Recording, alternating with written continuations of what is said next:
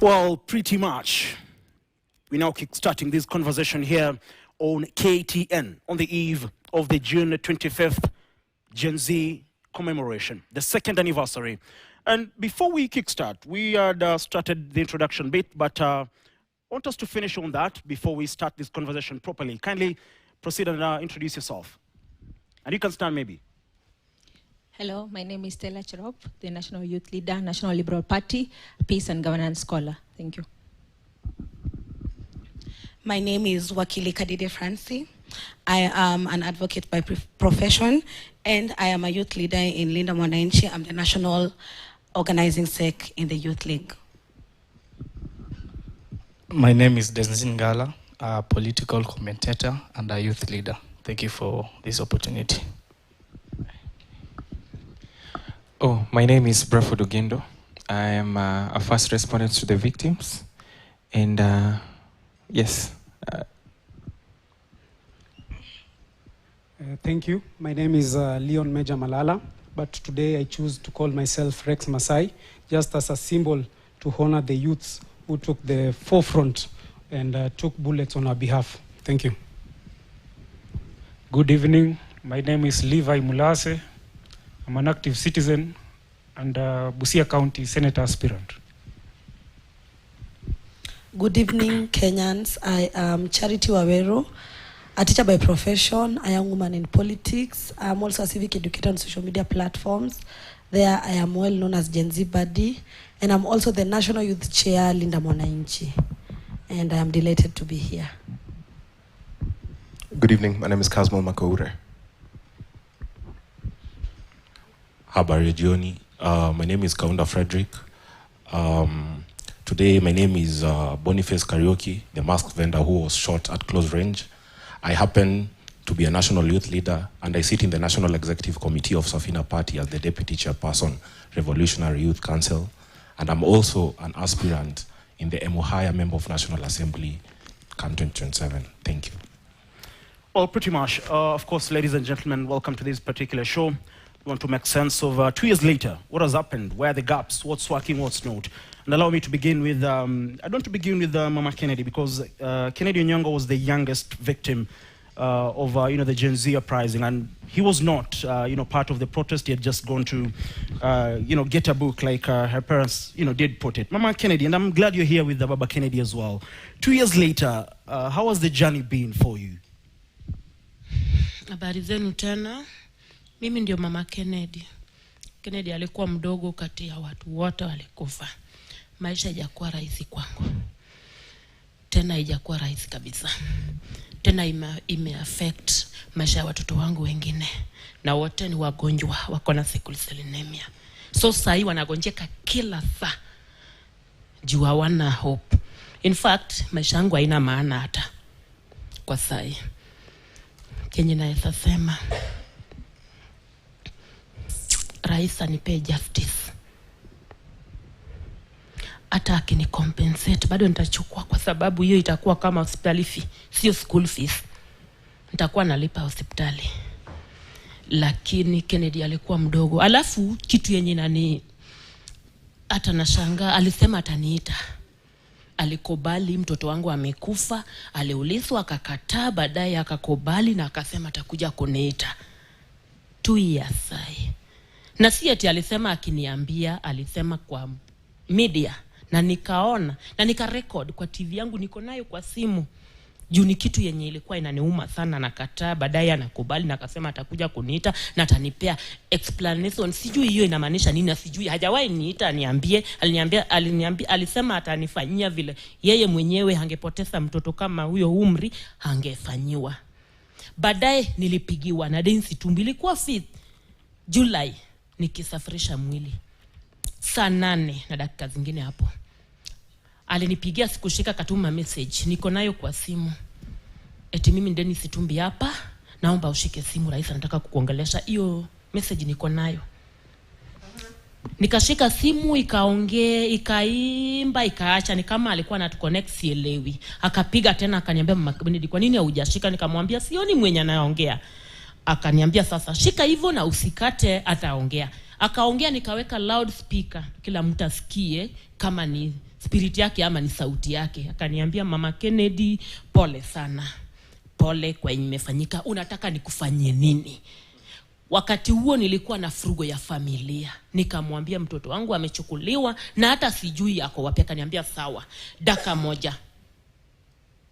Wakati kutoka hiyo siku hajaipiga, na nimeaituma message, niko na hizo message. Nikituma nikipiga Dennis ananitumia message ni text. Nikitext anijibu mpaka leo, sai 2 years.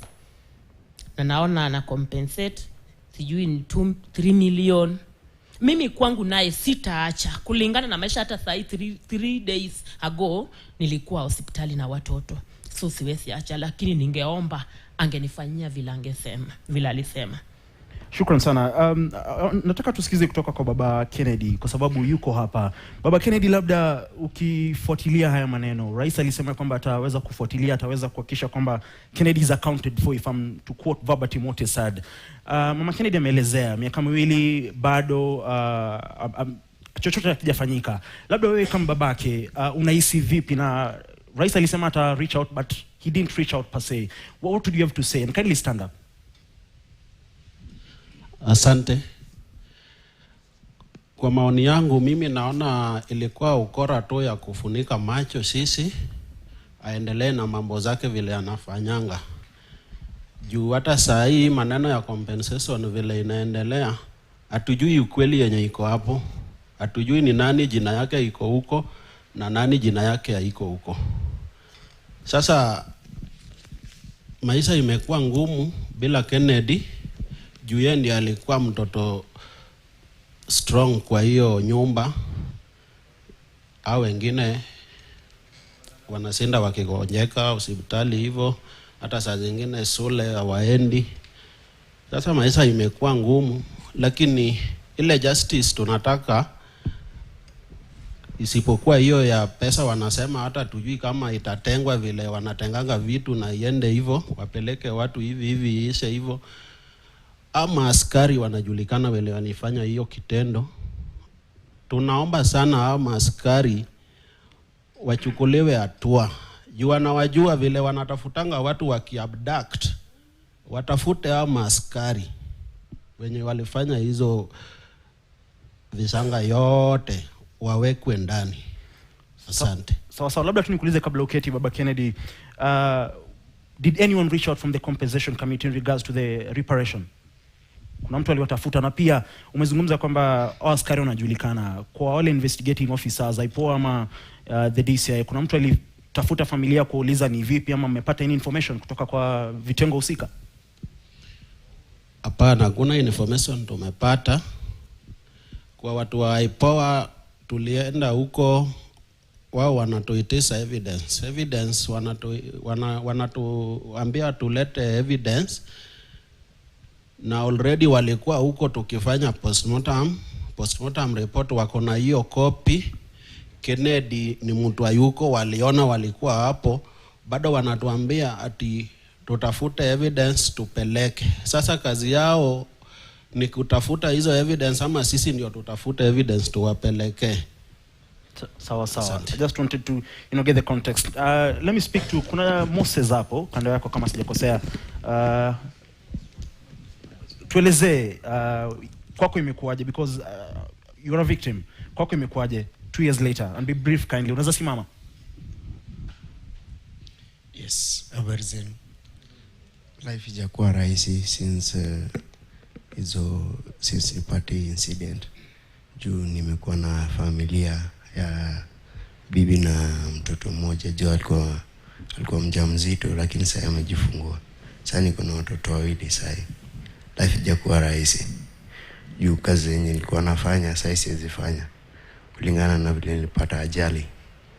Yeah. Na kuna mtu kwa hiyo compensation committee reach out kwako kupata details maybe? Hakuna bado. Hakuna. Sawa, shukran.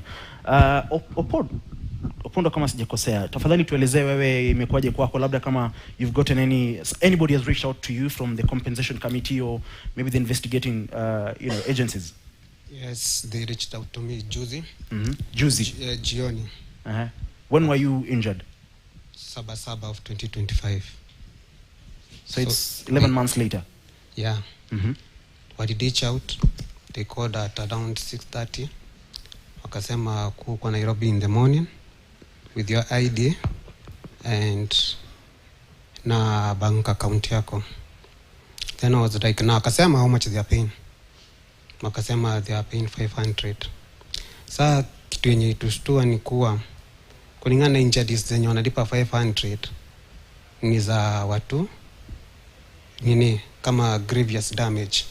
And yet my report imeandika MIM ndio the severe damages in medicine kwenye najua hiyo ndio the highest. In time yangu nikiwa in hospital nikiwa Kenyatta cause nilazwa for 3 months kabla sijajischargiwa. A doctor called me akanipatia therapy, akaniambia you guy kuna vitu unafaa accept. Rehabilitating mguu yako it will take you 7 years if you start stepping and we are not sure if you'd ever walk again. My question is this: how watu wa human rights waitumia criteria gani determining I'm worth 500 na mwingine ako worth $1 million, of which wenye waituambia hivyo hata wenye walisema 500 hakuna single wanajua. Wenye tulikuwa na award we were 60 of us, wengine wamekatwa mikono, wengine wako bado na bullets kwa mgongo. Juzi mwingine anaitolewa bullets 3 nedewa. And still mimi naenda surgery ambayo nimekosa nimekosa pesa za kwenda nini ile surgery ya kushikanishwa miguu. And you are wondering kama bado sijamaliza kutibiwa na umenifikia kiwango na kuna kwenye umenionyesha TUD view ama hata the victim mjui. Me am editor as a person say you got the papers, you never called us sisi victims. Unaelewa? People have been there human rights wakisema ati watatafuta watu. People have been in Kenyatta ukipiga distance ya kutoka human rights baada Chaka Place to Kenyatta, hata kama unatumia nini Uber hawezi tumia more than 200. Okay. We still got victims huko in hospital na hakuna hata moja ikanyanga huko. So we wonder waitumia makaratasi kujua huyu anafaa kudipo hivi, huyu anafaa kudipo hivi. And then the other thing briefly kitu kingine ni kuuliza kama sisi waadhiriwa, if you can talk about Rex, if you can talk about the Mwalimu Ojwang, si ndio? Kwa nini wanatuficha sisi? Ama wanaogopa viwete wao? Kwa zile damage yao. Wanasema they cannot put us on paper. The same word tutisha consent yetu. Tumesoma hizo consent na kutuambia our rights za nini, our data. Watutumie hizo consent tena, tutasaini basi watoe kwa gazeti. Kwa sababu zao wasema tujakubali, we can do it again. Okay. Yeah. So shukran. Madam Lemburu, labda tuelezee ulipoteza nani na miaka miwili baadaye maisha yamekuaje, na labda wamesema wao kuna wao kutafutwa, labda wewe they reached out to you. Good evening everyone. As you call me, my name is Lemburu and Boro is this one. And as a mother, on that fateful day, that on 7th, I was with my son. He was shot 200 meters away from me. We were actually going to the market. But I met a classmate 40 years later. We were in the same class and we started chatting. So he went down ahead of me.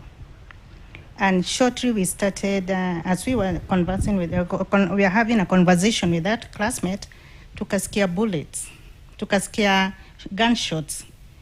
And I was aiding this leg, and so we moved towards my mother's house. Actually, I don't live in Nairobi. I live in Malindi. We had come to see my mother. We were guests in Nairobi. So when I heard the gunshots, I told my classmate, can you help me move back to my mother's gate? And I knew he was going to come after us. But he never came. Shortly after 1 hour, I got a call, anonymous call. Somebody asked me, are you mama to edit on? And I said no, but I'm the auntie. Okay, fine, call the mother and tell the mother his son has been injured. Amfuate Kenyatta. He's in an ambulance. And I was skeptical. I called the wife, gave her the number, and told her, please, can you call this number and asked them what they have just said, and they confirmed to her that he has been injured, he has been shot, and has been rushed to Kenyatta. In that ambulance, there were 5 of them, one ambulance. So, and the gunshots were still so much, too much around that area that we could not sleep.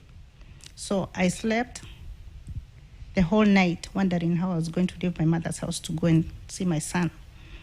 But at around 4 a.m., I took public means because I tried to ask for Uber. Nobody was, they were all off. So I took a public means and went to Kenyatta. I arrived in Kenyatta at around 5:30. Okay. When I got there, I was directed to Ward 9. When I went there, I asked his name. Nobody was answering me. When I screamed, that is when they told me, "Madam, please, can you go to those people lying there and check if your son is there?" I went opening all those dead bodies, and I did not find my son. And I said, if you're not going to give me my son, I will cause damage. Then one doctor came and told me, please follow this pavement and see if you would see the many who are in those beds. So I went there and I saw my son. When my son saw me, he said, "Mama, finally you have come." They took me to the theater, they removed the bullet and left me here. Nobody to push me, nobody to take me to the doctor. I've not seen anybody. So I pushed my son and went to the other side. He was received by those, and then they started saying, "Oh, this name, we were looking for him. Where did you go?" And I said, "Are you crazy? Are you not the people who are responsible?" Then we went together in the dressing room. They told me to stay outside. I said, "No, I really want to see the damage they have caused to my son." We went in there. I was allowed to take some pictures of the wound, and then they dressed him. And that was on 8th now. Okay. And now he was being prepared to go to the ward. The most devastating thing is 5 hours later, the president was at Kilimani commissioning police housing, and he gave an executive order number 1 that these children should be shot, maimed, taken to hospital, and then charged. And that time we were planning on how he's going to be admitted. He was in the same ward with this guy, this Maxwell. Everybody we didn't know what to do after that. They are coming after our children, who we are very sure they were very innocent. My son was very innocent. I stand even today, he was very innocent. And now the president is busy in Kilimani giving an executive order number 1. And again, 1 month later, the same president, on 8th of August, he now gives another order of constituting that panel of compensating these kids. When he's still holding on to that executive order number 1, how ironical is this? This is full of hypocrisy. The president is not genuine. Up to date, the executive order number 1 still stands, and he's pretending he's compensating the kids. Is that justice? Again. Briefly, kindly. My son was maimed. He has a permanent injury. 2 days ago, they called us and they told us, just carelessly, I will say this is very wrong for IPOA. They called us and told us that come to Nairobi with a bank account, with his ID, and we are giving him 500,000. My son is pending to go for an operation worth 300,000.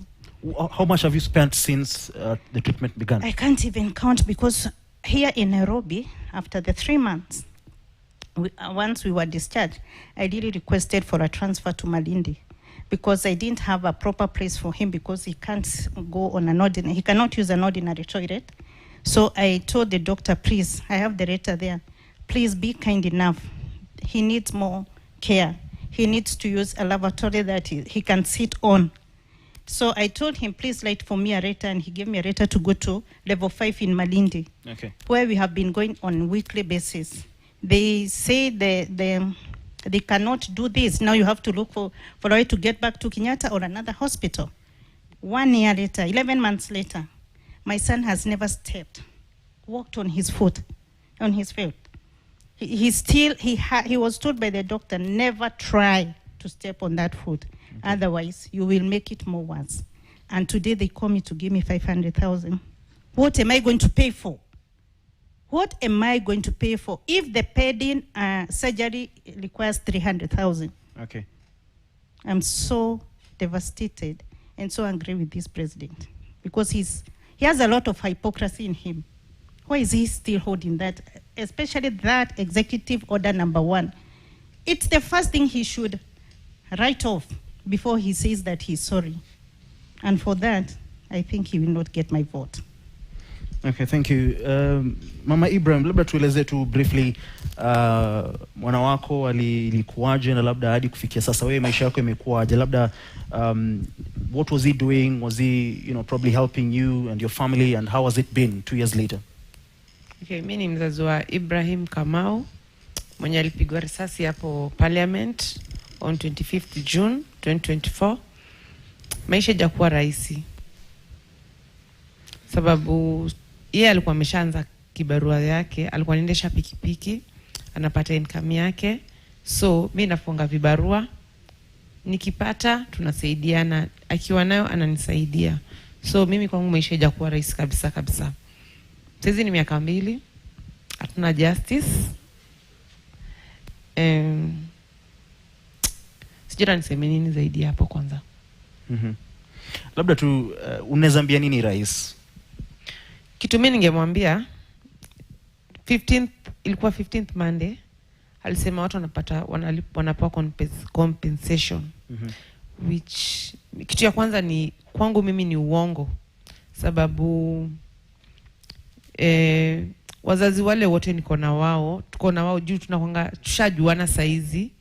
Watu wetu labda wenye wamepass, kunao youths wenye walipata majeraha. Unasikia wote wanasema hawajaipigiwa simu na aipoa. Kwa hivyo kumaanisha hii compensation inapewa nani? Kama victims wenyewe hawajaipigiwa hata simu, wetu hizo details zao. So compensation inapewa nani? Yenye rais anasema, juzi wamesema wamepewa tu 350, sijui 300 na ngapi, hata nimesahau sijui. So imepewa kina nani ama wameka kwa mfuko yao? Hiyo ndio kitu mimi ningetaka kumuuliza. So asante sana. Let's talk to Mr. Ochieng because he comes from Kituo cha Sheria. When you listen to the parents and even the victims here, one thing is constant. Most of them have not been even contacted by whether it is the reparation committee, the compensation committee rather chaired by Professor Makau Mutua, or even IPOA. They don't know where the investigations are as at now. What does that say about holding those perpetrators accountable? Because it seems we are prioritizing compensation. As much as it is okay, we are prioritizing compensation, but we are not focusing on ensuring justice is served. The president on May 2025, he said there is a accountability mechanism that is being worked on to bring those involved to justice. 1 year later, there's no justice, according to what the families are saying.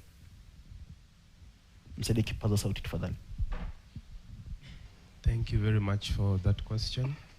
My heart goes out to all the victims who are here and even those who are not here. It is very unfortunate that the only thing that has changed since 25th of June 2024 is time, and probably just an increase in the difficulties that have been highlighted here. It is also very sad that on one hand, the government is saying all these things, what you've just quoted the president, the head of state said, but on the ground, there is no actionable steps that have been taken to ensure that the same has happened. At Kituo cha Sheria, we are currently actually pursuing a matter in court. It's slated for mention in September. Actually, this compensation announcement is what has delayed it a bit. So I remember hearing discussions where people were wondering, why are we still talking of commemorating the protests 2 years later? Haven't we moved on? And my answer to that, along with your question, would be that the reason why this commemoration is important is because we need to take stock of what has happened since that time. The commemoration goes just beyond memory, remembering the deaths of our comrades, and rather it is an opportunity to examine very critically whether state machinery, state apparatus, various state agencies that are responsible have made any changes as far as protecting the youth and really just the citizens whenever they are voicing out their concerns. Yes, so I believe a lot needs to be done. The government has a lot to do, and we can only hope that the same is done urgently. Why do you believe, why do you think there is this issue of delayed justice? Because this has been the norm in the country for a very long time. Do you feel it is deliberate? From the investigative agencies, even IPOA, because they've talked about IPOA. It is an undeniable conclusion that at this point we cannot say that there's no intent in it. IPOA have repeatedly said that there are challenges in the investigations, particularly regarding the ballistic reports and the forensic investigations.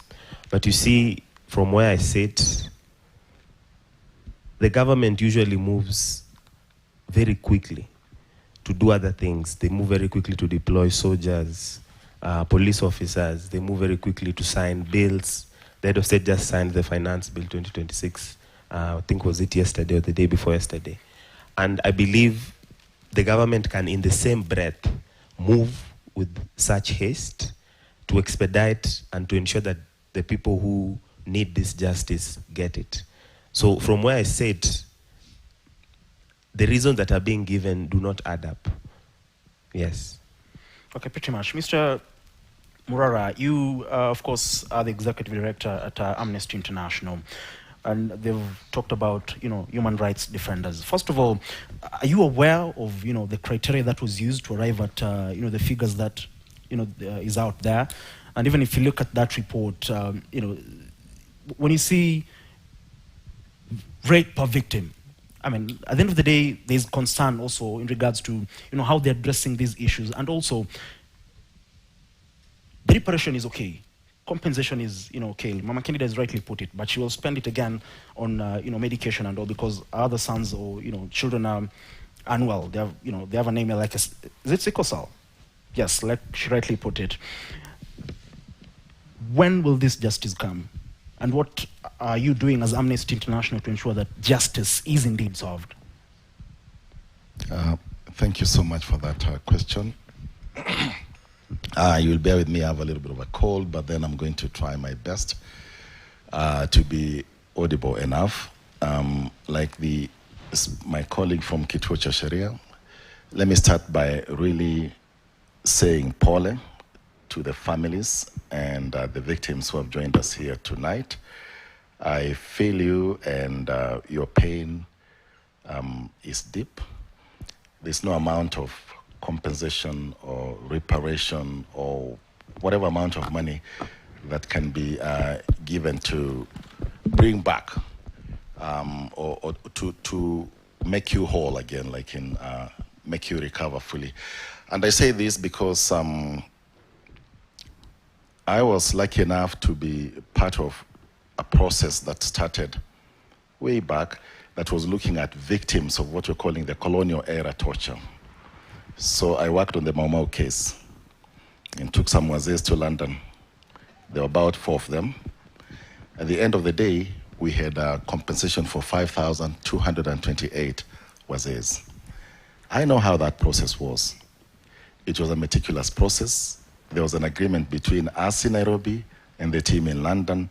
We were very meticulous in identifying the victims, reaching out to them, talking with them, and telling them every step of the way what they expected. So I'm surprised here because I think when the president started this process, first, it was wrong-headed. Mm-hmm. You remember people went to court to correct it because the panel had just been set up, but then the right body that was mandated to do this, and still is mandated to do this, is the Kenya National Commission on Human Rights. So when the courts redirected this process back to the Kenya National Commission on Human Rights, they were given a brief to develop a reparations framework. And if we as Amnesty and the other people who work in this sector, that reparation framework is fine. It's sound. It's actually in line with restorative justice. It recognizes issues of reparation, talks about non-recurrence. It talks about establishing memorialization and all that. So on the face value, it is a good framework. But then it's not sufficient, it's not enough. So that framework alone, again, we know when the Kenya National Commission on Human Rights started this process, they had 1,800 people that they identified. But the final number that was given to the panel was, I think, 1041, thereabouts.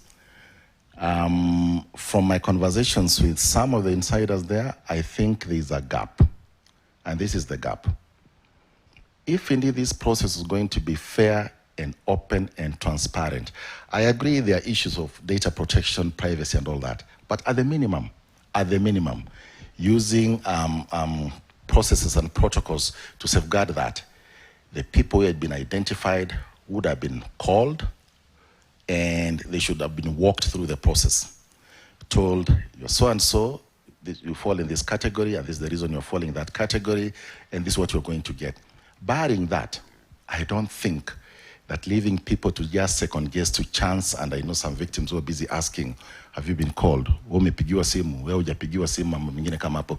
Actually even heightening the anxiety and even the trauma that these victims and survivors have gone through. So Ian, to just answer your question, as Amnesty, we've been in this process, of course, not alone. We work broadly with other actors, the Police Reforms Working Group. And from the time Gen Z were on the streets, we were in the forefront working, like I said, with the Police Reforms Working Group, the Law Society of Kenya. So we've walked this process.